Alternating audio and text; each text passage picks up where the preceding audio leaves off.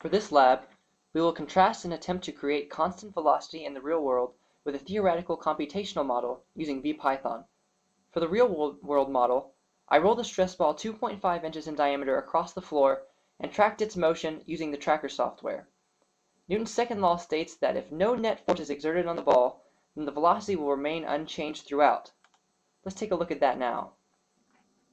In the tracker video, I began at time t equals 0 just after I released my ball and it had stopped accelerating. I began tracking my ball's motion at what I deemed to be the origin, with my ball moving in the positive x direction. Observe.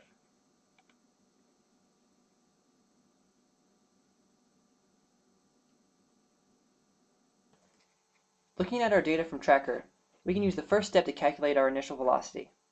We start with time t equals 0, and our first step takes 17 one-thousandths of a second, over which the ball travels 98 one-hundredths of an inch.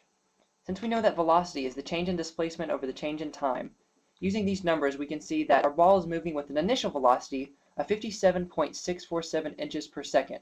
We'll assume that it does not deviate at all in either the x or y direction.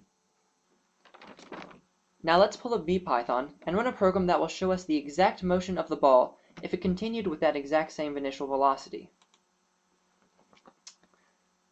So in this program, we set the mass of the ball equal to 1, although in this case it turns out to be inconsequential.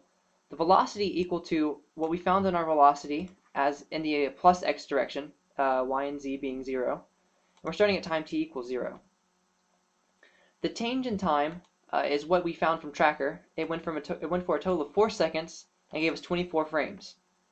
We then use a loop to project the motion of the ball going forward over a period of 0.4 seconds. So let's run this module.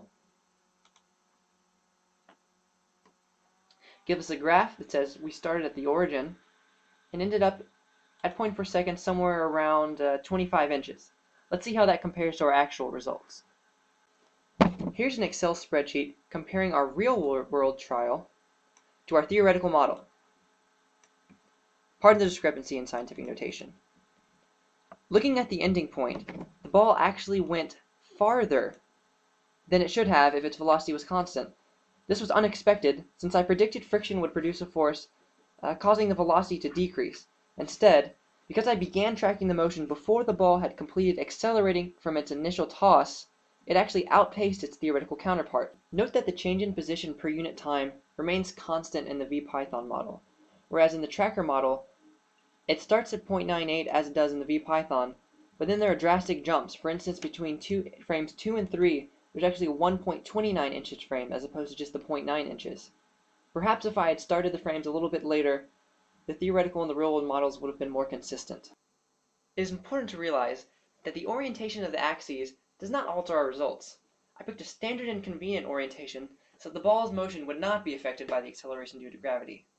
With another orientation, the direction of the velocity would change, but its magnitude would not, which is what we are examining in our one-dimensional model. Wrapping it all up, VPython showed us that in a vacuum where there is no net force is exerted upon the object, the velocity will perpetually remain constant, and we can predict with exact precision the position of the ball indefinitely. This has monumental implications for kinematics. We can predict things like the motion of planets, and Newton's second law enables us to do incredible things like putting a man on the moon.